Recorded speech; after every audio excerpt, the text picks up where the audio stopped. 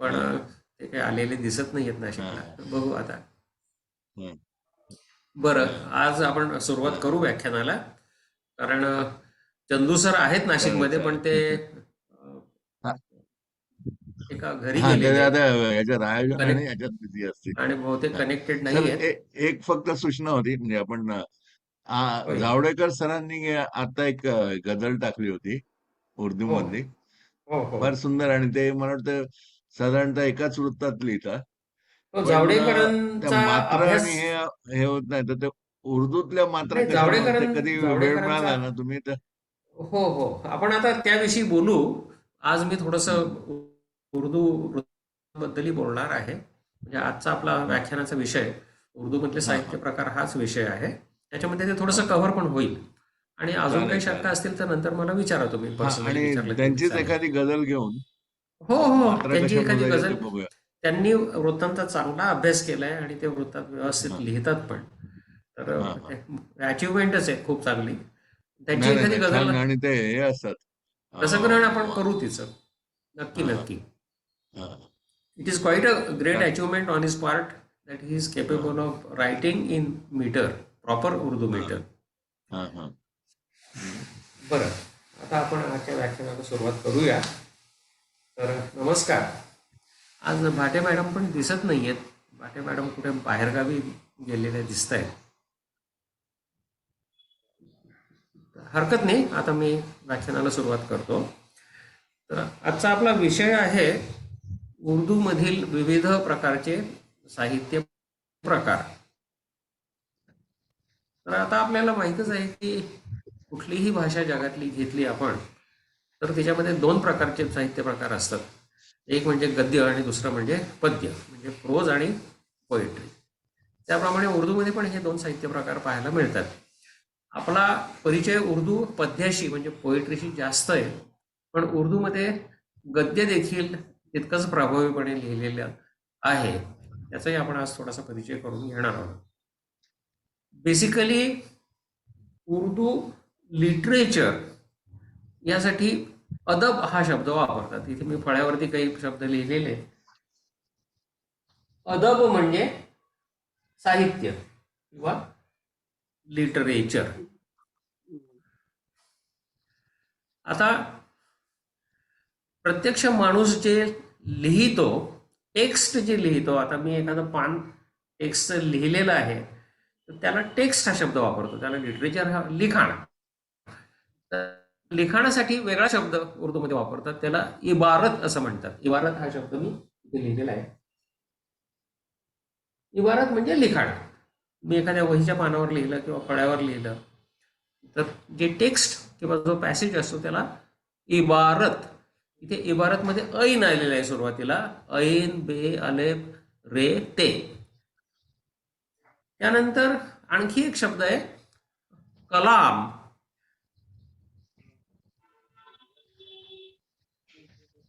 कलामचा अर्थ काय होतो? कलाम म्हणजे लिखाण.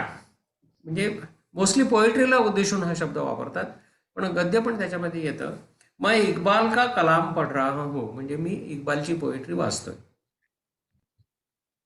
आणि त्याच्यामध्ये जर आपल्याला डिव्हिजन करायचं असेल, कलाम म्हणजे त्यांनी लिहिलेलं लिखाण.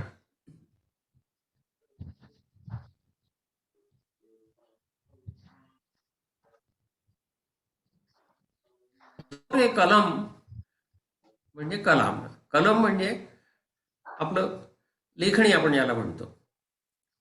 पण त्या कलमचं स्पेलिंग वेगळं आहे आणि ह्या कलमचं स्पेलिंग वेगळं आहे. त्या कलममध्ये हलतचा काफ येतो लेखणीमध्ये, आणि ह्याच्यामध्ये साधा काफ येतो. काफ, लांब, अलेफ आणि मीम.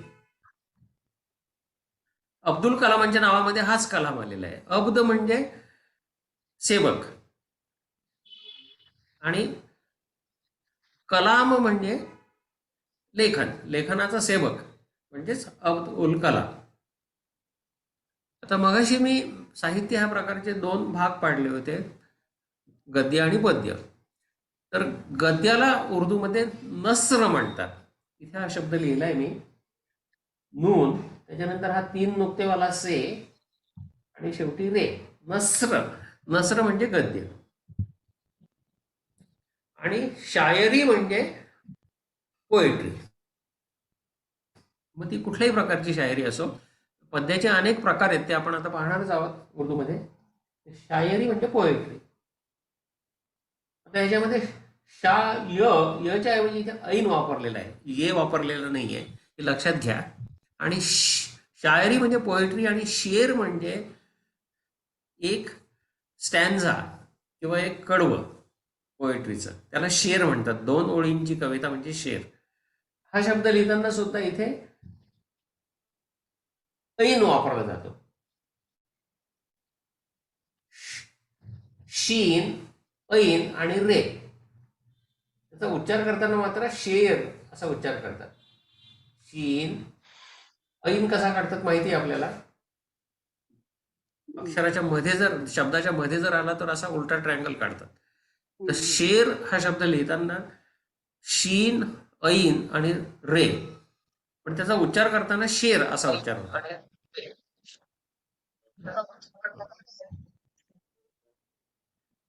त्याच्यानंतर इथे आणखी काही शब्द मी लिहिलेले आहेत. एखाद्या लेखकाचं संपूर्ण साहित्य जर एका ग्रंथामध्ये जर समाविष्ट केलेलं असेल, समग्र वाङ्मय ज्याला म्हणतात, तर त्याला कुल्लियात हा शब्द आहे. काफ, लाम, ये, अलेफ आणि ते, त्याच्याखाली कुल्लियात, इथे वरती तजदीद दिलेलं आहे, डबलिंग झालेलं आहे लामचं, आणि खाली जेर दिलेलं आहे. कुल्लियात. कुल्लियात म्हणजे एका लेखकाचं समग्र वाङ्मय, त्याच्यात गद्य पद्य दोन्ही आलं, ते जर एकत्र केलं आणि एका व्हॉल्यूममध्ये जर प्रकाशित झालं तर त्याला कुल्लियात म्हणतात. कुल्लियात इक्बाल म्हणजे इक्बालने जे जे काही लिहिलेलं आहे ते सगळं त्या व्हॉल्यूममध्ये समाविष्ट झालेलं असतं. आणखी एक शब्द आहे, तो उर्दूमध्ये नेहमी वापरला जातो, दिवाण. दिवान. दिवाण म्हणजे गझलांचा संग्रह. दिवाने गालिब म्हणजे गालिबच्या गझलांचा संग्रह. पण याचं एक वैशिष्ट्य आहे, दिवाणमध्ये या विशिष्ट कवीने उर्दू अल्फाबेट्स मधली सगळी लेटर्स जी आहेत ती यमकासाठी, अंत्य यमकासाठी वापरलेली पाहिजेत. म्हणजे आता अलेफ पासून आपण मागे बघितलं की उर्दूमध्ये 36 अक्षर आहेत एकंदर, अलेफ पासून तर बडी येपर्यंत. तर अलेफने शेवट होणारा शेर हा त्या दिवाणच्या पहिल्यांदा येईल, सुरुवातीला येईल. अलेफने था, गया याच्यामध्ये आता अलेफ आलेला आहे शेवटी. तर मग ते जे शेर आहेत अलेफने सुरू होणारे ते दिवाणाच्या सुरुवातीला येतील. आणि येने सुरुवात, छोटी येने सुरुवात होणारे किंवा बडी येने सुरुवात होणारे जे शेर आहेत ते शेवटी येतील, आणि मध्ये सगळी अक्षरे येतील.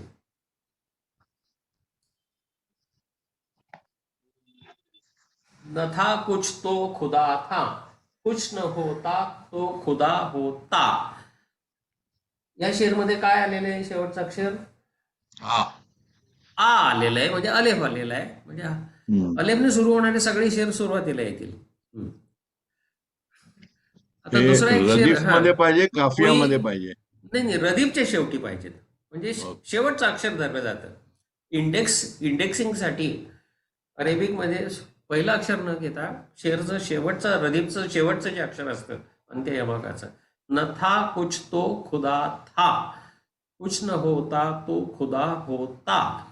इथे था होता याच्यामध्ये शेवटी आ आलेला आहे, म्हणून आने सुरुवात होणारी जी शेर आहेत आणि शेवट होणारे जे शेर आहेत ते या दिवाणच्या सुरुवातीला येतील. आणि दिवाणच्या अंती काय येतील? ईने शेवट होणारे शेर येतील. कोई उम्मीद बर नहीं आती, कोई सूरत नहीं आती. तर इथे ई आलेला आहे शेवटी, म्हणून हे शेर शेवटी येतील. आणि मध्ये सगळी अक्षर येतील, बे पे तेने शेवट होणारी ज्या ज्या काही गझला आहेत त्या ह्या दिवाणमध्ये इन्क्लूड केल्या जातील. तर गालिबचा दिवाण आपण घेतला तर त्याच्यामध्ये अलिफ पासून तर ये पर्यंत अक्षरांनी शेवट होणाऱ्या सगळ्या गझला, मग अलिफच्या एक 20-25 गझला असतील, बेनी शेवट होणाऱ्या एक 5-10 गझला असतील, येनी शेवट होणाऱ्या एक 10-15 गझला असतील, अशा सगळ्या मिळून त्या गझलांचा तो संग्रह होतो. गालिबच्या ह्या संग्रहामध्ये जवळजवळ 300 गझला आहेत. तर अशा प्रकारे विविध कवींचे दिवाण असतात. आणि काही कवी त्या गझलांमध्ये नंतर दिवाण प्रकाशित झाल्यानंतर तो कवी काही लेखन थांबवत नाही. त्याच्यामुळे कधी कधी आणखी काही गझला त्याच्यामध्ये घालून दुसरी आवृत्ती काढतो, दिवाणची तिसरी आवृत्ती काढतो. असंही होतं बऱ्याच कवींच्या बाबतीमध्ये. तर दिवाण म्हणजे थोडक्यामध्ये अल्फाबेटिकली संकलित केलेला गझलांचा संग्रह म्हणजे दिवाण. आणखी एक तांत्रिक शब्द आहे, त्याला इंतखाब म्हणतात. दिवाणमध्ये सगळ्याच गझला असतात, पण त्याच्यापैकी चांगल्या चांगल्या गझला निवडून त्याचा जर वेगळा संग्रह केला. इंतखाब करणे म्हणजे निवडणे, चूज करणे. म्हणजे गालिबचे जे सर्वोत्तम शेर आहेत, सर्वोत्तम गझला आहेत, त्यांचा जर एखाद्या दुसऱ्या एडिटरने संग्रह केला तर त्याला इंतखाब ए गालिब असं नाव देतात. इंतखाब म्हणजे चुनिंदा गझली किंवा सर्वोत्तम लिखाण त्या कवीचं, त्याला इंतखाब म्हणतात. तिथे ख जो आलेला आहे तो हलकचा ख आलेला आहे. तर अशा ह्या विविध संज्ञा लेखन प्रकाराच्या बाबतीत वापरल्या जातात. आता गझल हा शब्द आपल्या नेहमीच्या परिचयाचा आहे. गझल म्हणजे काय हे आपल्याला ठाऊक आहे बरंचसं. तरी सुद्धा मी थोडी आणखी काही तांत्रिक माहिती देतो गझलविषयी. म्हणजे सर गझल एक म्हणजे मिनिट हा. पण मग बोला. जेव्हा तुम्ही गद्य म्हणता ना की अदब किंवा इबारत, बरोबर. तर त्याच्यामध्ये कथा किंवा कादंबरी वगैरे अशा टाईपचं त्याच्यामध्ये हो केलंय हो की नाही हो केलं? ते पण मी सांगणार आहे आता तुम्हाला. बरोबर. गद्याचे प्रकार कोणते आणि पद्याचे प्रकार कोणते ते सगळं आजच्या व्याख्यानामध्ये येणार आहे.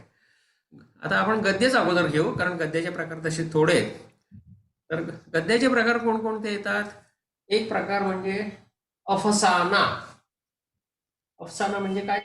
शॉर्ट स्टोरी, लघुकथा. हा प्रकार उर्दूमध्ये चांगला डेव्हलप झालेला आहे. लघुकथा हा लेखन प्रकार उर्दूमध्ये खूप चांगला विकसित झालेला आहे. अनेक श्रेष्ठ लघुकथा लेखक उर्दूमध्ये होऊन गेले, जागतिक दर्जाचे लेखक होऊन गेलेले आहेत. कृष्णचंद्रांची कचरा बाबा ही कथा आपण मागे घेतली होती अभ्यासाला. त्याच्यानंतर प्रेमचंदजींच्या आपण काही कथा घेतल्या होत्या. गिडरी का पेशा नावाची एक कथा आपण वाचली होती.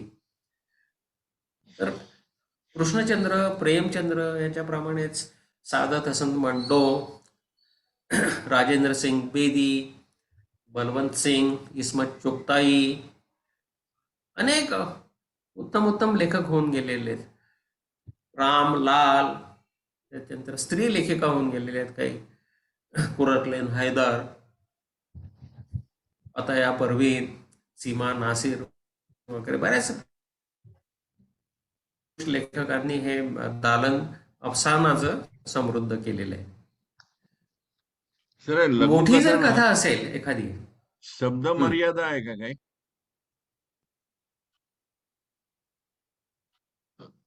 लघुकथाला शब्द मर्यादा आहे का काही?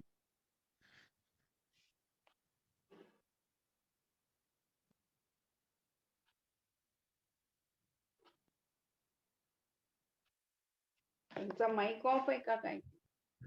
आपण नंतर घेऊया.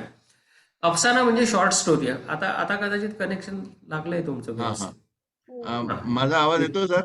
हो येतोय, चांगला येतोय, बोला. तर अफसाना किंवा लघुकथाला शब्द मर्यादा आहे का?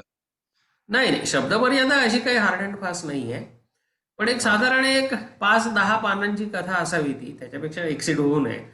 असं साधारणतः एक लिखित पुस्तकाची, आपलं डेमी साईजचं पुस्तक असतं, त्याची 5 ते 10 पानांमध्ये ती संपली पाहिजे. बहुतेक लेखकांच्या कथा या मर्यादित असतात. त्याच्यापेक्षा जर मोठी जर दीर्घकथा असेल तर त्याला किस्सा म्हणतात. म्हणजे किस्सा आहे लैला मजनू, खूप मोठी दीर्घकथा असेल. आता कादंबरी हा प्रकार इतिहास काळामध्ये तर काही नव्हता उर्दू साहित्यामध्ये. कारण उर्दू साहित्य बेसिकली हे गेल्या 300-400 वर्षामध्येच तयार झालेले आहे. उर्दू ही भाषाच फार जुनी नाही आहे. त्याच्यामुळे नॉव्हेल किंवा ज्याला कादंबरी म्हणतो हा प्रकार उर्दूमध्ये डेव्हलप झालेला नाही आहे फारसा. त्याच्यासाठी उर्दूमध्ये शब्द पण नाही आहेत नॉव्हेलला, त्याला नॉव्हल असंच म्हणतात ते. त्याप्रमाणे नाटक हा प्रकार पण उर्दूमध्ये काही फार विकसित झाला नाही आहे. ड्रामा या शब्दाला पण प्रतिशब्द नाही आहे, ड्रामाच म्हणतात.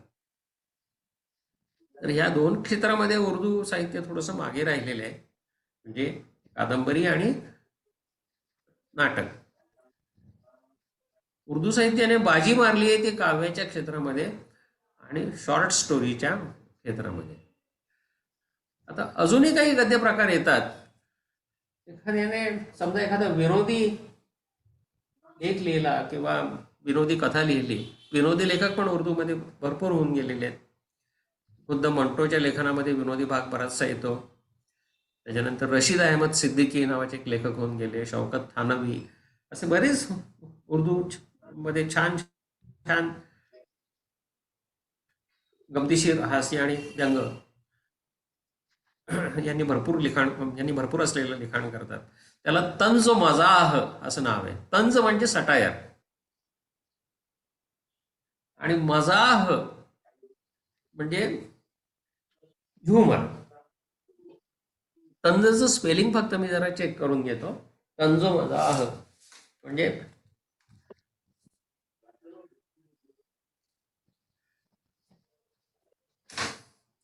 सटायर आणि ह्युमर, हास्य आणि व्यंग. 1-2 मिनिटं.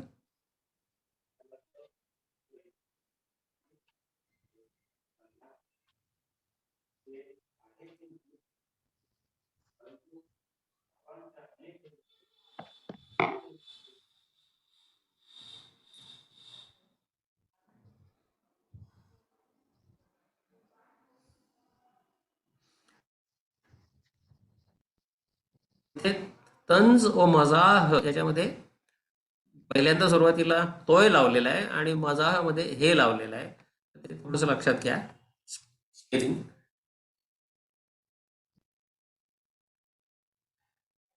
तोय, नून, जे, ओ, ओ म्हणजे व, म, जा आणि शेवटी ह, बडी हे.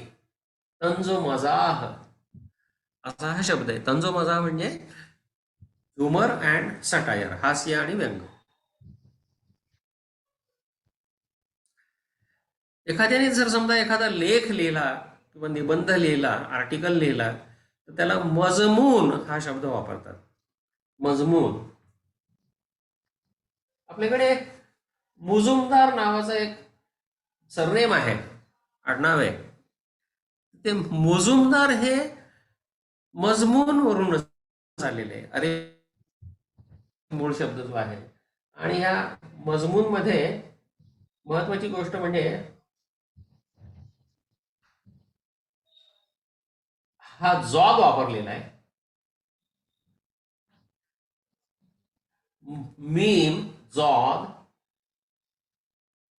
मीम, वाव आणि नून. मजमून. मजमून म्हणजे आर्टिकल, लेख, निबंध. मजमून लिहिणारा म्हणजे नोट्स काढणारा जो अधिकारी पेशव्यांच्या दरबारी असायचा किंवा शिवाजी महाराज यांच्या दरबारी असायचा, त्याला मजमूदार असं नाव होतं पूर्वी. त्या मजमूदारचा अपभ्रंश होऊन मुजुमदार झालं. त्याला मुजुमदारला मराठी प्रतिशब्द किंवा संस्कृत प्रतिशब्द अमात्य. रामचंद्र पंत अमात्य हे इतिहासातलं एक प्रसिद्ध व्यक्तिमत्व. त्यांनी ती आज्ञापत्र लिहिलेली आहे. तर हे कोण? मुजुमदार होते. मुजुमदार हे अष्टप्रधानांमधलं एक पद होतं. तर तो मूळ अरेबिक शब्द मजमू लिहिणारा मजमूदार. दार हा शब्द अरेबिक नाहीये, तो पर्शियन, म्हणजे पर्शियन आणि अरेबिक यांचं मिक्सचर झालेलं मजमूदार आणि मराठीमध्ये त्याचं मुजुमदार. आणि ते आता आडनाव म्हणून त्यांचे जे वंशज आहेत ते लावतात. तर हे झाले गद्य लेखनाचे प्रकार. म्हणजे आपण अफसाना पाहिलं, शॉर्ट स्टोरी, किस्सा म्हणजे मोठी कथा, त्याच्यानंतर मजमून पाहिलं. आता ह्याच्या व्यतिरिक्त फारसे काही प्रकार आढळत नाहीत उर्दूमध्ये. पद्यामध्ये मात्र भरपूर प्रकार आढळतात. त्यापैकी महत्वाचे जे आहेत ते आता आपण थोडीशी त्याच्याविषयी चर्चा करूया. आता सगळ्यात लोकप्रिय उर्दू काव्यातला प्रकार म्हणजे गझल.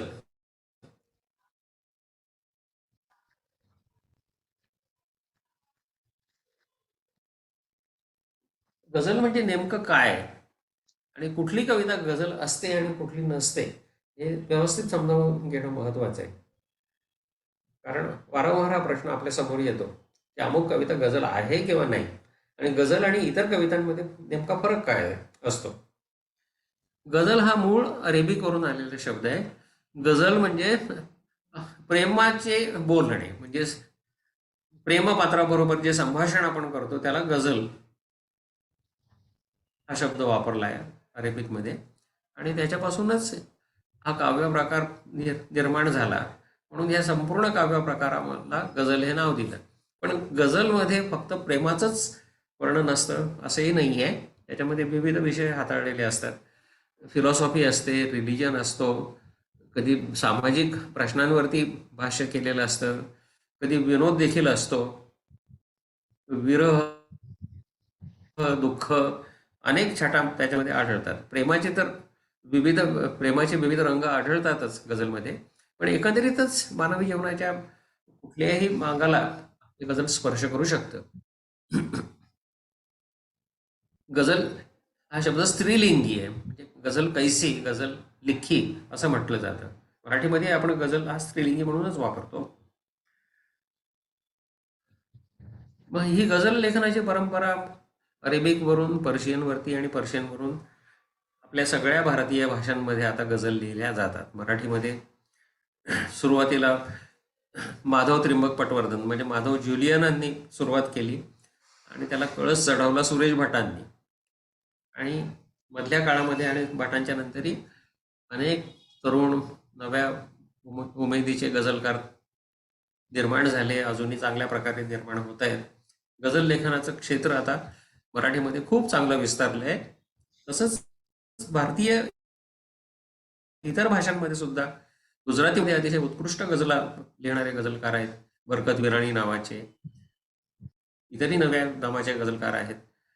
आता मूळ गझलचा ढाचा म्हणजे स्ट्रक्चर कसं असतं ते आपण आता पाहूया. गझलमध्ये किती शेर असावेत? शेर म्हणजे 2 ओळींची कविता किंवा कडवं. तर गझलमध्ये कमीत कमी 5 शेर असावेत असा एक संकेत आहे. आणि जास्तीत जास्त कितीही असू शकतात, पण साधारण 20च्या वरती काही संख्या जात नाही बहुतेक. 5 ते 20, पण मिनिमम 5 शेर असावेत असा संकेत आहे. 2-3 शेरांची गझल, त्याला गझल म्हणत नाही, त्याला कथा असं वेगळं नाव आहे. कथा म्हणजे कट करणे, आणि एक छोटासा पीस कट केलेला म्हणून त्याला कथा हे नाव आहे. कधी कधी गझलच्या उच्चार काय आतमध्ये सर? कत कत कत हा शब्द लिहिताना असा लिहितात, म्हणजे हलकचा काप वापर आणि त्याच्यामध्ये हा तोय वापरलाय आणि शेवटी ऐन येतो. कत उच्चार करताना त्याचा कथा असाच उच्चार करतात. इथे हा तोय आहे. कथा म्हणजे कट पीस. म्हणजे त्या गझलचाच एक छोटासा पार्ट जरी आपण घेतला, त्याच्यामध्ये 2-3 शेर समजा समान कल्पनेचे असले तर तो वेगळा करून त्याला कथा असं पण म्हटलं जातं. किंवा एखाद्या कवीने छोटंसं एक कंपोजिशन केलं 2 शेरांचं 3 शेरांचं, त्याला कथा म्हणतात.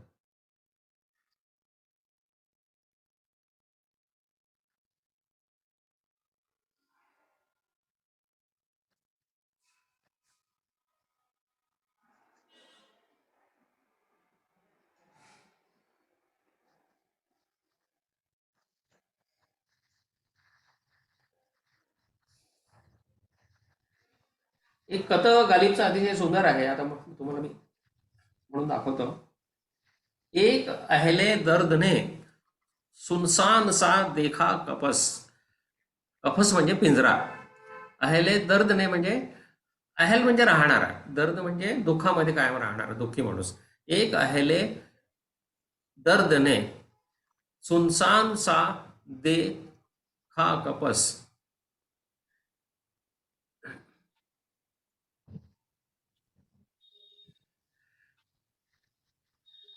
एक मिनिट. हा, थोडं विसरायला झालंय, परत मी पाहतो.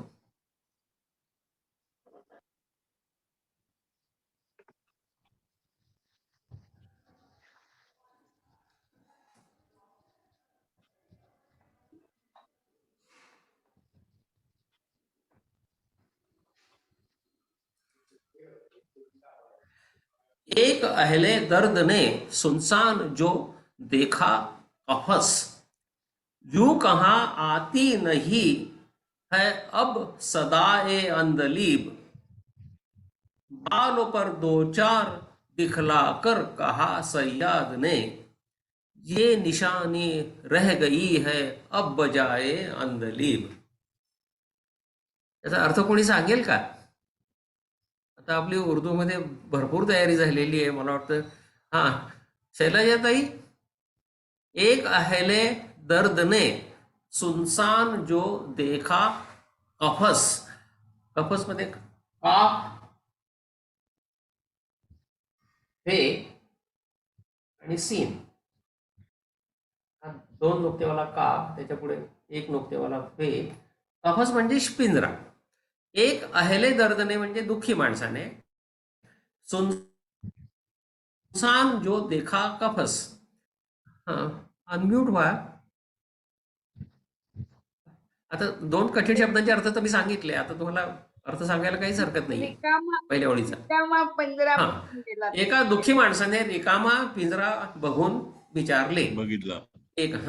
एक अहले दर्द ने सुनसान जो देखा कफस. यूं कहा आती नहीं है अब सदाए अंदलीब. सदा म्हणजे आवाज, अंदरली अंदलीब म्हणजे नाइटिंगेल, बुलबुल. म्हणजे यूं कहा आती नहीं है बुलबुलचा आवाज येत नाही. अब सदाए अंदलीब. सदा हा शब्द मागे आपण पाहिला. सदा सदा, हा, सदा म्हणजे आवाज. स्पेलिंग फक्त मी एकदा फक्त कन्फर्म करून घेतो.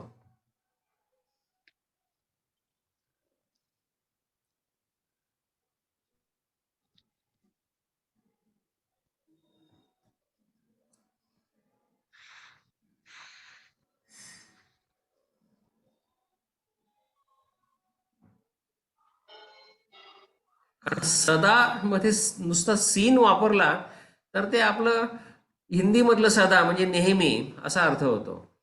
तर इथे सीन न वापरताना स्वाद वापरायचा आहे. एवढं लक्षात ठेवायचं. स्वाद, डाल आणि अलेफ. सदा म्हणजे सदा म्हणजे आवाज. यूं कहा आती नहीं है क्यू सदाए अंदलीब. म्हणजे त्या दुःखी माणसाने बुलबुलची आवाज रिकामा पिंजरा पाहून विचारलं की बुलबुलाचा आवाज का येत नाहीये. बाल ओपर दो चार दिखला कर कहा सय्याद ने. बाल ओपर म्हणजे पंख आणि पिस. पर म्हणजे पंख, बाल म्हणजे पिस. म्हणजे बाल हा शब्द केसांसाठी वापरतात, पिसांसाठी वापरतात. बालों पर दो चार दिखला कर कहा सय्याद ने. सय्याद म्हणजे शिकारी, हंटर किंवा फासेपारती.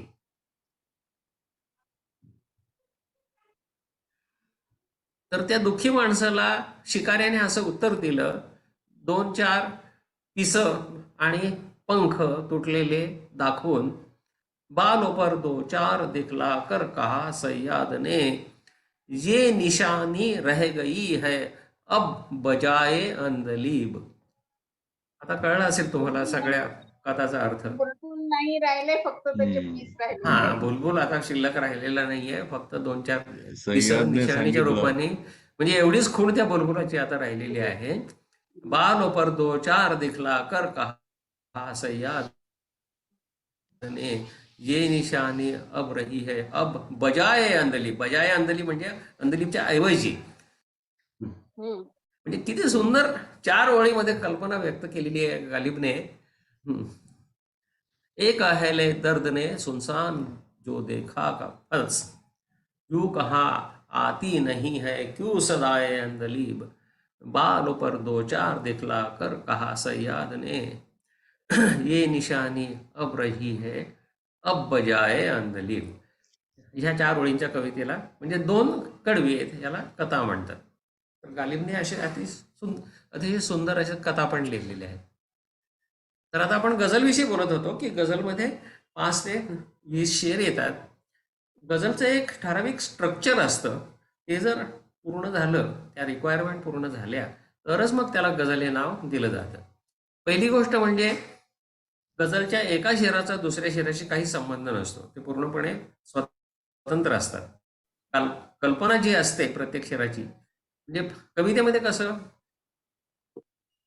पहिल्या कडव्याचा दुसऱ्या कडव्याशी संबंध असतो आणि ती संकल्पना त्या कवितेमध्ये पुढे पुढे जात असते. Continuous central idea carry forward केली जाते कवितेमध्ये. तसं गझलमध्ये नसतं. तुम्ही गझलचा एक शेर घेतला तर तो अर्थदृष्ट्या संपूर्ण असतो. तो तुम्ही कुठेही कोट करू शकता. पुढच्या शेराचा आणि त्याचा काही संबंध नाही आहे. क्वचित प्रसंगी एक गझलमध्ये समान अर्थाचे शेर येतात, मग त्याला मुसलसल गझल असं म्हणतात. मुसलसल म्हणजे एक सेंट्रल आयडिया याच्यामध्ये आढळते अशी गझल. मुसलसल मुसलसल म्हणजे कंटिन्युअस.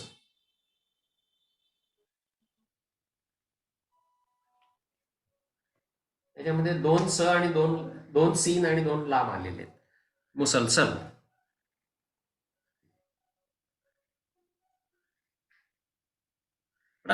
गझला फार थोडे आढळतात. बहुतेक गझलांमध्ये अर्थदृष्ट्या प्रत्येक शेर हा स्वतंत्र असतो. त्यानंतर गझलमध्ये रदीफ आणि काफिया असे 2 भाग असतात. हे आवश्यक अंग आहेत गझलची. रदीफ म्हणजे अंत्य यमक आणि काफिया म्हणजे यमक. कोई उम्मीद बर नहीं आती, कोई सूरत नजर नहीं आती. आता ह्याच्यामध्ये नाही आती हे शब्द रिपीट झालेले आहेत. पहिल्या शेरामध्ये दोन्ही ओळींमध्ये आणि नंतरच्या शेरांमध्ये फक्त दुसऱ्या ओळीमध्ये रिपीट होत जातात. रिपीट होणारं जे असतं त्याला अंत्य यमक किंवा रदीफ म्हणतात. ते बदलत नाही, तसंच राहतं. आता आपण ही उदाहरणार्थ ही गालिबची गझल घेतली. कोई उम्मीद बर नहीं आती, कोई सूरत नजर नहीं आती. बर आणि नजर या शब्दांमध्ये यमक साधलेलं आहे. रचं यमक आहे. त्याला काफया म्हणतात. यमक म्हणजे काफया. आता ह्याच्यामध्ये पण एक नियम आहे. तुम्ही नजर आणि यार किंवा नजर आणि गुलजार र आलेला आहे, पण तरी पण ते 2 शब्द यमकामध्ये बसत नाहीयेत. किंवा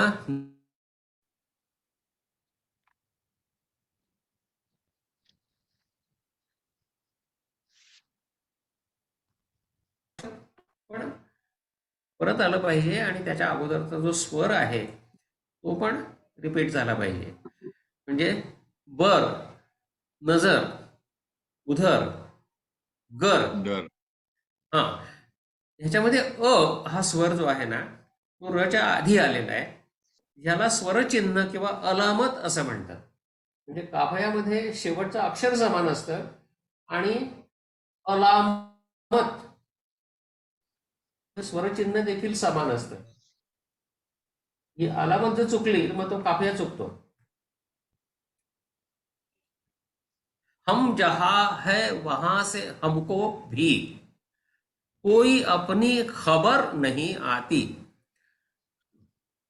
है कुछ ऐसी ही बात जो चुप हूं, वरना क्या बात कर नहीं आती. आता कर, खबर हे सगळे काफये आहेत. तर काफयाच्या आधी येणारं म्हणजे शेवटच्या अक्षराच्या आधी येणारं जे स्वरचिन्ह किंवा अलामत असतं ते समान असलं पाहिजे, तरच तो काफया जुळतो. तर म्हणजे आता 3 गोष्टी आपण पाहिल्या: रदीफ, काफया आणि अलामत. म्हणजे अंत्ययमक, यमक आणि स्वरचिन्ह ही 3 आवश्यक अंग गझलची आहेत. चौथं महत्वाचं अंग म्हणजे वृत्त. वृत्ताला उर्दूमध्ये बहर म्हणतात.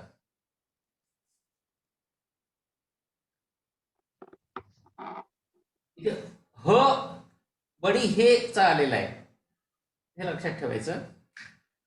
बहर म्हणजे आपला वसंत ऋतूमध्ये जो फुलांना बहर वगैरे येतो तसा बहर नाही आहे. तो हिंदी मधला बहर वेगळा. बहार, हा हा हलकचा ह आहे. बहार म्हणजे वृत्त, मीटर. बहर. ही वृत्त अनेक आहेत. त्याच्यापैकी गालिबने फक्त एक 19 वृत्त फक्त आपल्या संपूर्ण गझलच्या संग्रहामध्ये वापरलेली आहेत. आता ह्या वृत्ताचं नाव खफीफ असं नाव आहे. कोई उम्मीद बर नहीं आती.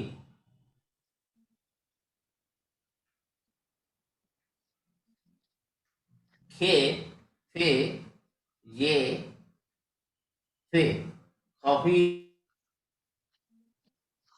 याचे पण बरेचसे उपप्रकार आहेत. आता त्याच्या डिटेल्समध्ये मी काही जात नाही.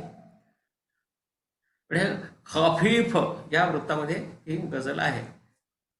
कोई उम्मीद बर नहीं आती, कोई सूरत नजर नहीं आती, पहले आती थी हाल दिल पे हंसी, अब किसी बात पर नहीं आती.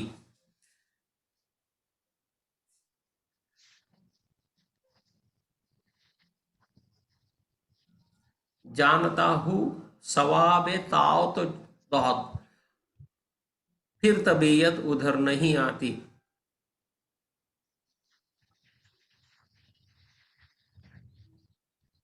काबे कुछ खफीफ मुंह से म्हणजे काय जाओ. सांगितलं सर? हाँ? खफीफ जानता म्हणजे काय खफी सांगितलं? खफीफ हे वृत्ताचं नाव आहे, बहेरचं नाव वृत्ताचं आहे. नाव. हा, जशी हम्म. हजज, हम्म. मुतकारिब, मुतदारिक, तवील, खफीफ ही सगळी वृत्तांची नावं आहेत अरेबिक मधली. आणि त्याच्या पुढे उपप्रकार पण येतात, बरेचसे येतात. त्याच्यापैकी अक्षरांची अदलाबदल वगैरे थोडीफार फेरफार अक्षरांचे होऊन.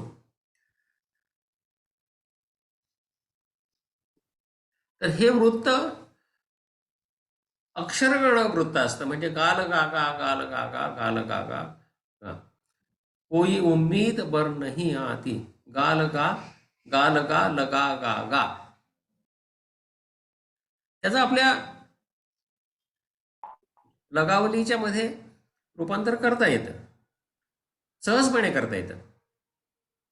कारण छंदशास्त्राचे नियम सारखेच आहेत. उर्दू असो की मराठी असो की संस्कृत असो, शेवटी लघुगुरूंचा खेळ आहे सगळा. अक्षरगण वृत्त जर असलं तर लघुगुरूंचा खेळ असतो, आणि मात्रा वृत्त असलं तर मात्रांचा खेळ असतो. तर उर्दूमध्ये मात्रा वृत्त नाही आहे. उर्दूमध्ये अक्षरगण वृत्तच गझलमध्ये वापरलं जातं. साध्या कवितांमध्ये, हिंदी चित्रपटांच्या वगैरे, त्याला आपण त्याच्याकडे वळणार आहोत. त्याला वेगळं नाव आहे, त्याला नजम म्हणतात.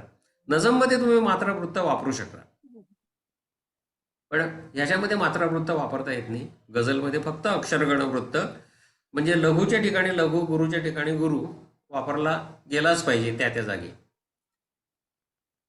आता ह्याचं कोई उम्मीद पर नहीं आती, गाल गा गाल गा लगा गा गा. आता हेच वृत्त शेवटपर्यंत चालेल. काबे किस मुंह से जाओगे गालिब, शर्म तुमको मगर नहीं आती. गझलचा जो पहिला शेर असतो त्याला मतला म्हणतात, आणि गझलचा शेवटचा शेर असतो त्याला मागता म्हणतात. हे पण आपण गझलच्या पुस्तकामध्ये वाचलं असेल कोणीतरी कदाचित. आता मतलाचं स्पेलिंग पण लक्षात घ्या. इथे तोय वापरलाय आणि शेवटी मीम, तोय, लाम आणि शेवटी ऐन. मतला मतला हा तुलू या शब्दापासून आलेला आहे. तुलू म्हणजे काय? सूर्योदय होणे, उदय होणे. म्हणजे या गझलचा उदय ह्या पहिल्या शेरापासून झालेला असतो, म्हणून त्याला मतला म्हणतात. तुलू पासून मतला. शेवटी ऐ आहे, पण त्याचा उच्चार आपण आ सारखा करतो, मतला. आणि शेवटचा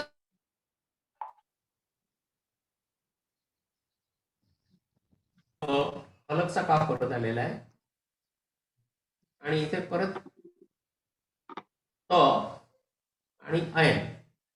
त पण तोय आलेला आहे. मक्ता. मक्ता म्हणजे शेवटचा शेर. म्हणजे हे महत्वाचे शेर असतात त्या गझलमध्ये, कारण पहिल्या शेरामध्ये दोन्ही ओळींमध्ये यमक साधलेलं असतं, म्हणजे काफया दोन्ही ओळींमध्ये येतं. शेर म्हणजे 2 ओळी. प्रत्येक शेरामध्ये 2 ओळी असतात. त्याच्यापैकी प्रत्येक ओळीला मिसरा म्हणतात.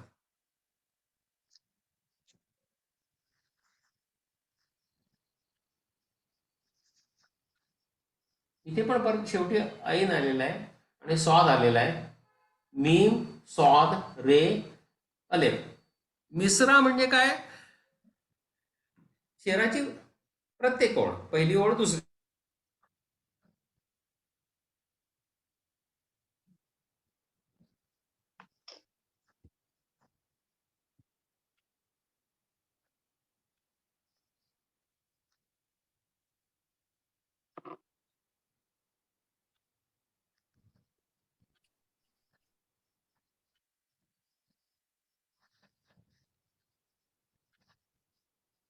सरांचं कनेक्शन खूप चालतं.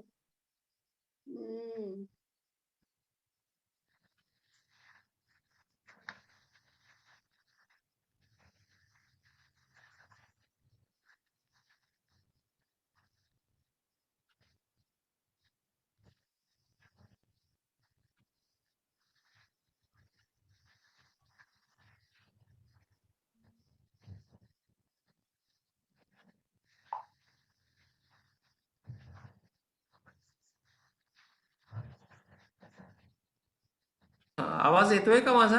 हो सर, आता हा, येतो. आता हा, येतो. मध्ये मध्ये काहीतरी नेट डाऊन झालं मला वाटतं. असं पहिल्यांदाच झालं, म्हणजे कधी होत नाही. सर तुम्ही मतला, मक्ता आणि मिसरा इथपर्यंत हा, सांगा. बरोबर आहे. सगळ्यांना ऐकू येतंय का? पण बाकीची मंडळी अजून दिसत नाहीयेत मला. हा,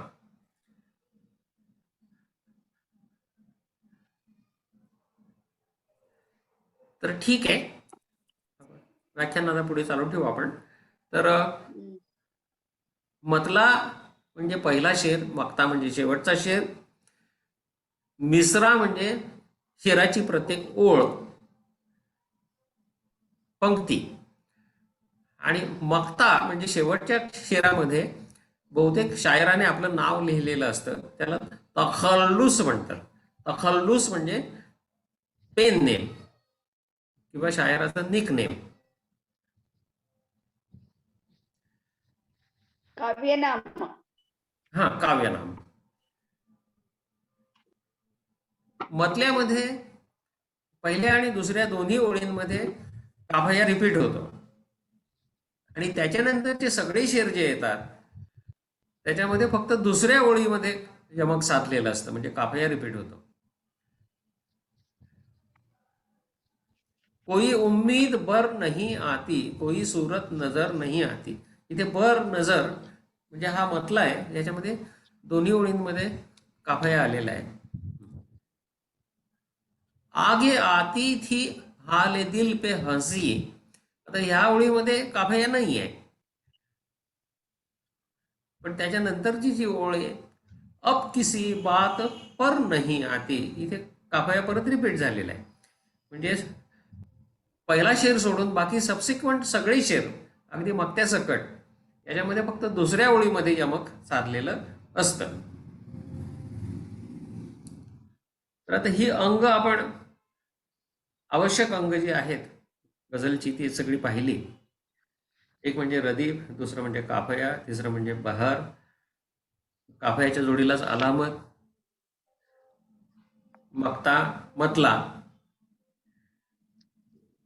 एवढ्या सगळ्या गोष्टींनी युक्त असा जो काव्य प्रकार असतो त्याला गझल म्हणतात. आता तुम्हाला गझल ओळखायला काही अडचण येणार नाही की कुठलीही रचना गझल आहे किंवा नाही हे तुम्ही पटकन सांगू शकाल. आता ह्या फॉर्मॅटमध्ये न बसणाऱ्या बाकी सगळ्या ज्या रचना असतात त्यांना इन जनरल नजम हे नाव दिलेले आहे. नजम म्हणजे कविता. स्पेलिंग त्याच्यामध्ये जोय येतो.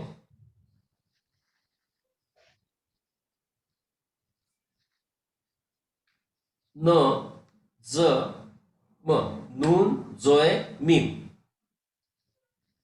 इथे जे नाही लावायचा, जोय लावायचा. नून जोय मीम. नजम म्हणजे इन जनरल कोणतीही कविता. मग त्याचेही अनेक उपप्रकार आहेत. ती कविता कुठल्या हेतूने लिहिली गेली त्याच्यावरून मग तो उपप्रकार ठरतो. आता सारे जहां से अच्छा हिंदोसता हमारा, हम बुलबुले है इसकी ये गुलसिता हमारा, ही कविता आहे.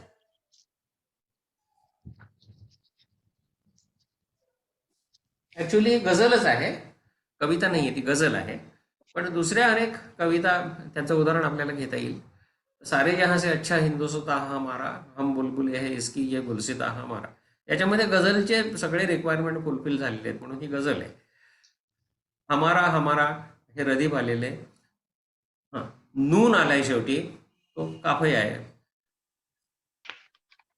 हिंदोसता, गुलसिता, त्याच्यानंतर पुढे पण पासबा, दर्दे निहा, कारवा असे सगळे शब्द काफयामधले रिपीट झालेले आहेत म्हणून ही गझल आहे.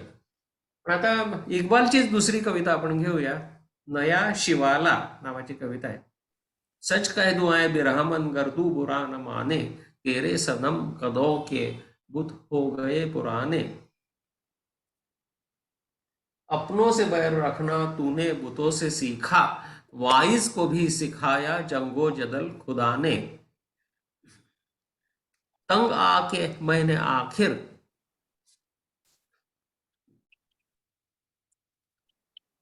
दैरो हरम को छोड़ा, वाईज का वाज छोड़ा छोड़े तेरे फसाने. आता ह्या कवितेमध्ये हा काही ठिकाणी काफया आलेला आहे, काही ठिकाणी आलेला नाहीये.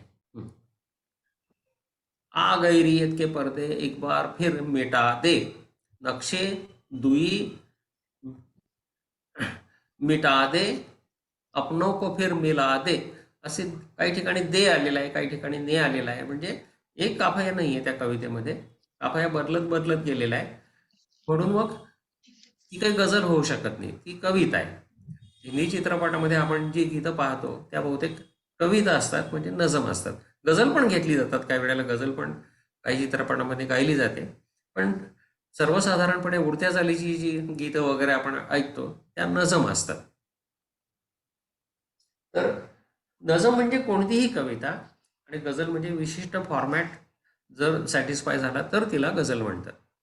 आता काही कविता विशिष्ट हेतूने लिहिलेल्या असतात. उदाहरणार्थ एखाद्याच्या मृत्यूनंतर शोकगीत लिहिलं तर त्याला मर्सिया असं नाव आहे. मर्सिया. त्याच्यामध्ये स जो आहे तो 3 नुक्तेवाला से वापरतात.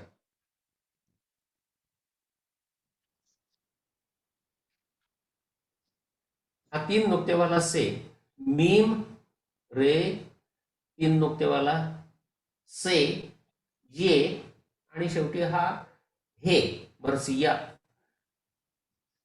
शेवटचा हे म्हणून तो असा दिसतोय.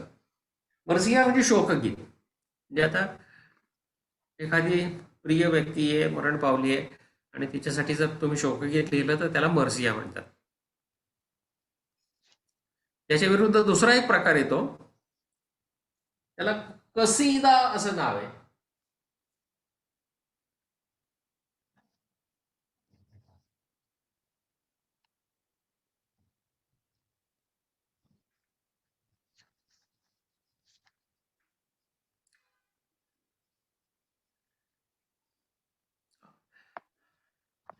कसिदा म्हणजे स्तुतीपर गीत. एखाद्या राजाच्यासाठी एखादं तुम्ही कवन लिहिलं, त्याच्यामध्ये त्या राजाची भरपूर स्तुती केली, किंवा एखादा गव्हर्नर जनरल आहे, व्हाईसरॉय आहे, किंवा राष्ट्रपती आहे, पंतप्रधान आहे, त्याच्यासाठी जर तुम्ही एखादं गीत लिहिलं आणि त्याच्यामध्ये त्याची भरपूर स्तुती केली, कोणतीही उच्च पदावरची व्यक्ती तिच्या स्तुतीपर लिहिलेलं गीत म्हणजे कसिदा. तर हे कसिदा हे राजकवी पूर्वी दरबारात असायचे, त्यामुळे कसिदे लिहायचे आपल्या राजाच्या स्तुतीपर. गालिबने देखील बहादूर शाह जफरच्या स्तुतीपर कसिदे लिहिलेले आहेत. नंतर जेव्हा बहादूर शाह जफरचं राज्य गेलं, इंग्रज आले, तेव्हा गालिबने इंग्रजांच्या वरती कसिदे लिहिलेले आहेत. इंग्लंडच्या राणीवरती पण कसिदा लिहिलेला आहे. सर, याचा कसिदा शब्द जो लिहिलाय तो स्प्लिट हो. करून दाखवा ना. हा, काफ, त्याच्यानंतर क. स्वाद आलेला आहे, स्वाद, त्याच्यानंतर ये आलेला आहे, आणि दाल आलाय, आणि हे आलेलं आहे ऑफ, स्वाद, हम्म. ये, दाल आणि हे अशी अक्षरे त्याच्यामध्ये आलेली आहेत. कसीदा.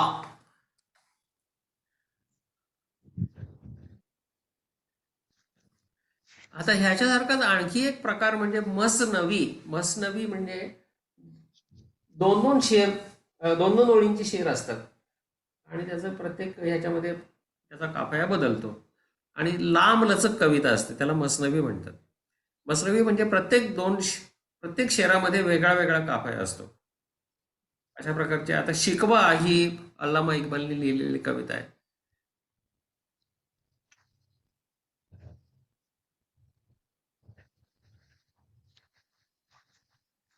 ती ह्या काव्य प्रकारामध्ये बसते.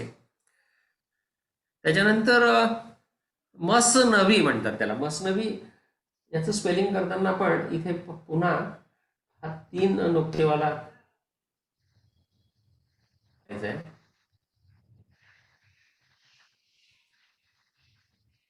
मसनवी. मसनवी म्हणजे दीर्घ कविता, आणि दोन दोन ओळींचे कपलेट्स असतात त्याच्यामध्ये, आणि काफया वेगळा वेगळा असतो.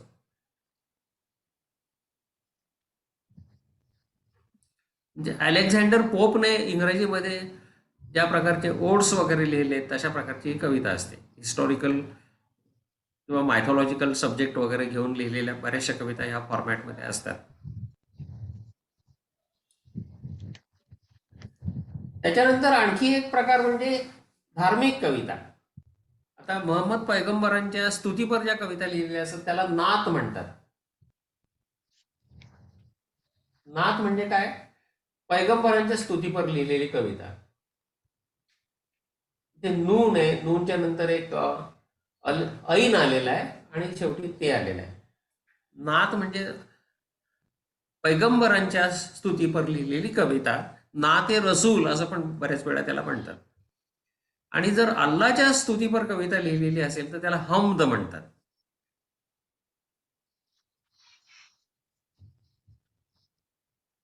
ह्या दोन्ही धार्मिकच कविता, पण त्याच्यामध्ये हा फरक आहे.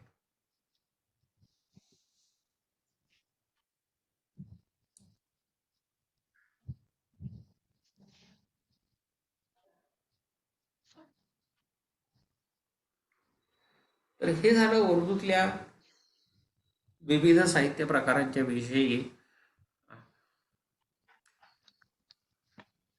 हे सगळे प्रकार. हा, बोला. रदीफ, काफिया, हो. अलामत, थोडस गझलियत बद्दल सांगा. हा, गझल हा काव्य प्रकार हे सगळे नियम व्याकरणाचे पाळून तुम्हाला स्वतःच्या प्रेरणेने कुठलीही गझल लिहिता येते. त्याच्यामध्ये तुम्ही कुठलाही विषय घेऊ शकता, अगदी प्रेमापासून अध्यात्मापर्यंत ते राजकारणापर्यंत. आणि गझलचं सौंदर्य हे तिच्या शब्दरचनेमध्ये आणि शब्द चमत्कृतीमध्ये असतं. पूर्वी काय व्हायचं, गझला ह्या लिहिल्या जात नसत तर त्या मुशायरामध्ये गाऊन दाखवल्या जायच्या, म्हणजे पेश केल्या जायच्या, म्हणजे लाईव्ह परफॉर्मन्स असायचा. त्यावेळेला शायर पहिला मिसरा म्हणायचा, पहिल्या मिसऱ्यामध्ये श्रोत्यांची उत्सुकता जागृत होते आणि नंतर दुसऱ्या मिसऱ्यामध्ये त्या उत्सुकतेचं समाधान होतं.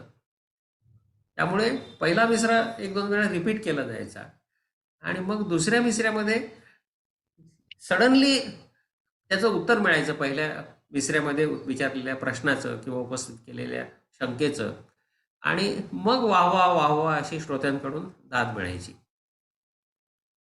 याला इन्शाईयाह म्हणजे एक शंका उपस्थित करणं आणि नंतर तिचं समाधान करणं असं ह्या काव्य पद्धतीला म्हणतात. मुशायरामध्ये ही काव्य पद्धत वापरली जायची आणि त्यामुळे मग त्याची रंगत वाढत वाढत जायची. प्रत्येक शेरामध्ये पहिल्या मिसऱ्यामध्ये श्रोत्यांची उत्सुकता ताणली जायची. तो शायर 2-3 वेळा ते रिपीट करायचा आणि मग दुसऱ्या ह्याच्यामध्ये काहीतरी वेगळाच एक झटका त्या श्रोत्यांना मिळायचा, कारण त्यांच्या अपेक्षेप्रमाणे त्याची पूर्ती न होता वेगळ्याच प्रकारे ती पूर्ती व्हायची. आणि अशा प्रकारे शब्द चमत्कृती किंवा कल्पना चमत्कृती हा अतिशय महत्वाचा भाग आहे. बऱ्याचशा गझला हो हो या दावा दलील म्हणतो ना आपण, की हो क्वेश्चन आन्सर फॉर्म मध्ये प्रेमिकांमध्ये असते काय? क्वेश्चन आन्सर म्हणजे वक्ता एकच असतो गझलचा. गझल ही नाट्यरूप अशी नसते, म्हणजे पहिला मिसरा एकाने म्हटला, दुसरा मिसरा दुसऱ्याने म्हटला, अशा प्रकारे नाही नसतो. तसं नाही, म्हणजे हं, गझलची पहिली ओळ हं. एक क्वेश्चन फॉर्म मध्ये आहे हा तेच आणि मी त्याची दुसरी इन्शाईया ओळ हा जो नायिका फॉर्मॅट आहे. उत्तर म्हणून देते. हा बरोबर आहे. नायिका उत्तर देत नाही, कवीच उत्तर देतो. म्हणजे हा हा कवीच दोन्ही ओळी म्हणतो, तो स्वतःच प्रश्न उपस्थित करतो आणि स्वतःच उत्तर देतो. हा. पण श्रोत्यांच्या समोर तो खेळ होत असतो. त्याच्यामुळे पहिल्या ओळीमध्ये श्रोत्यांची उत्सुकता खूप ताणली जाते. कोई उम्मीद भर नहीं आती. कोई उम्मीद भर नहीं आहे ह्याच्यामध्ये एक साधारण एक वातावरण निर्मिती केली त्या शायराने, की कोणतीच आशा वर येत नाही, कोणतीच आशा समोर येत नाही. म्हणजे मला जीवनामध्ये पॉझिटिव्ह असं काहीच किंवा ऑप्टिमिस्टिक असं काहीच दिसत नाहीये. आणि मग दुसऱ्या ओळीमध्ये कोई सूरत नजर नाही आती, म्हणजे मला कोणाचा चेहरा पण दिसत नाहीये. म्हणजे ती उत्सुकता ताणली गेली आणि त्याचं समाधान झालं. त्याच्यामुळे मग श्रोत्यांना एक विशिष्ट प्रकारचा आनंद मिळतो. तर असं साधारण मुशायराच्या सेटिंगमध्ये त्या गझलचं स्वरूप असायचं. आणि मग उत्तरोत्तर त्याची रंगत वाढत जायची प्रत्येक शेरामध्ये आणि मग वा वा वाह वा अशी दाद त्या शायराला मिळत जायची. आता लिखित स्वरूपामध्ये सगळी गझल एकत्रच येते तुमच्या समोर, त्याच्यामुळे ती मजाही येत नाही. म्हणून लाईव्ह मुशायराचं महत्त्व त्याच्यासाठी आहे, की एक सगळं वातावरण आणि तो जल्लोष आणि जोश वगैरे तो अनुभव येण्यासाठी लाईव्ह मुशायरे अजूनही अरेंज केले जातात आणि त्यांना खूप चांगला प्रतिसाद पण मिळतो. बरं, आपण आता थांबूया. आज वृत्तपत्र वाचन काही होणार नाही असं दिसतंय. अजून काही साहित्याविषयी काही शंका आपल्याला विचारायच्या असतील. आता शायर म्हणजे कविता लिहिणारा, अदीब म्हणजे लेखक, साहित्यकार.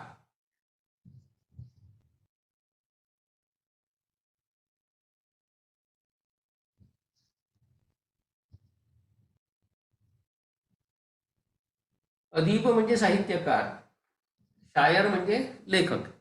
लेखकाला मुसन्निफ असा आणखी एक शब्द वापरला जातो. मुसन्निफ म्हणजे एखाद्या पुस्तकाच्या पहिल्या पानावर लेखक म्हणून नाव छापलेलं असतं, तिथे मुसन्निफ हा शब्द वापरलेला असतो.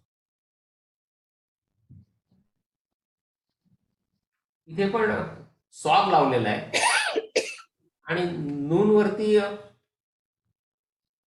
डबलिंग आलेलं आहे. मु स नि फ अर्धाच आहे. मुसन्निफचा अर्थ लेखक. सर, आपल्या धम्मपद पुस्तकात हे आहे मला वाटतं. हा धम्मत पुस्तकाच्या सुरुवातीला मुसन्निफ कदाचित आलेला असेल शब्द. मुसन्निफ म्हणजे हा, लेखक म्हणून कारण तुमचं नाव कदाचित. वाचता आलं, हो डॉक्टर मुस रवींद्र शंकर शिवदे, पण हे हो. वरचं काही वाचता आलं नव्हतं तेव्हा. मुदीर म्हणजे संपादक, हा इदारत म्हणजे संपादन करणे. हा पण एक शब्द लक्षात घ्या. मुदीर, एखादं मासिक जर असेल तर त्याचा लेखक नसतो, त्याचा संपादक असतो. इदारत म्हणजे संपादन. इदारा, इदारा म्हणजे एखादी संस्था. मुदीर म्हणजे संपादक.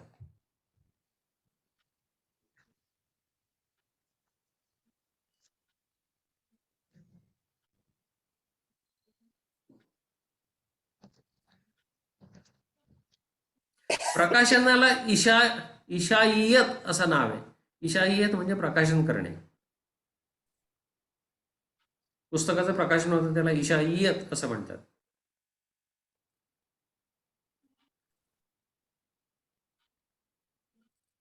बरं, आपण आता थांबूया.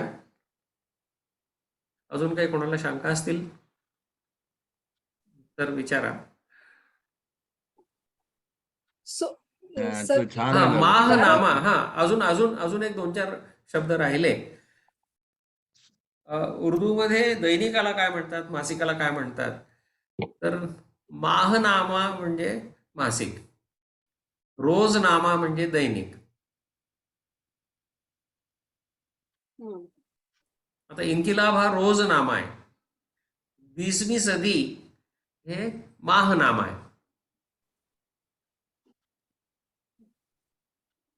आणि किताब हा शब्द कुठल्याही पुस्तकाला उद्देशून साधा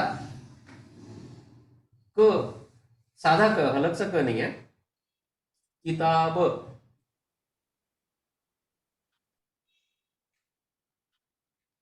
किताब म्हणजे कोणतेही पुस्तक. किताब खाना म्हणजे लायब्ररी.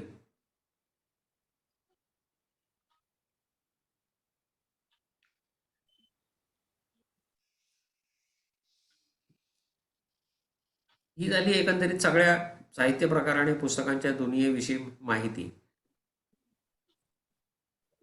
छान. सर, तुम्ही मुदीर म्हणजे संपादक सांगितलं, हो इदारत हो म्हणजे संपादन, आणि मग हो. परत इशायत संपादन करणे. इशायत म्हणजे प्रकाशक. प्रकाशक इशायत वेगळा म्हणजे असतो ना. प्रकाशक. हा, प्रकाशक. ओके. हा.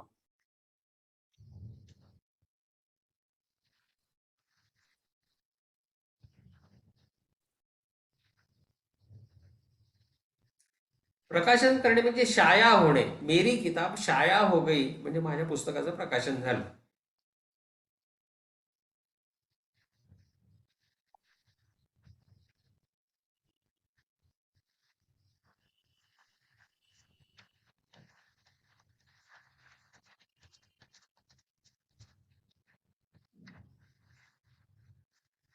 आणि प्रकरणं असतात पुस्तकातली, त्यांना सबक असं नाव दिलेलं असतं साधारणतः. सबक म्हणजे धडा किंवा प्रकरण. सबक क्या सीखना. सबक सीखी है. हा. हा, सबक पहिला, सबक दुसरा, किंवा बाब असंही म्हणतात कधी कधी. बाब म्हणजे दरवाजा, द्वार. म्हणजे तुमच्या पुढे एक एक दालन उघडलं जात आहे असं त्याचा अर्थ. बाब, बाब पहिला, बाब दुसरा, बाब तिसरा.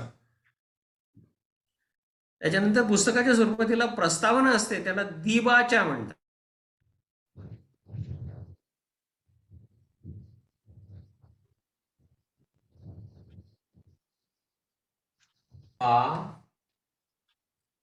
चा, त्याला शेवटी फक्त हे जोडलेलं आहे.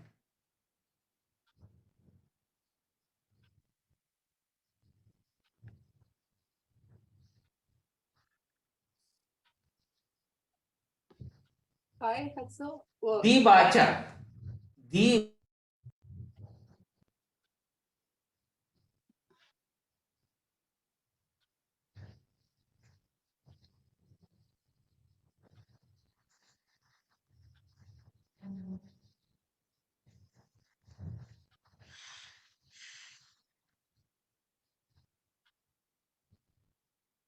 आज परत नेटवर्क डाऊन झालं, काहीतरी नेटवर्कची गडबड आहे.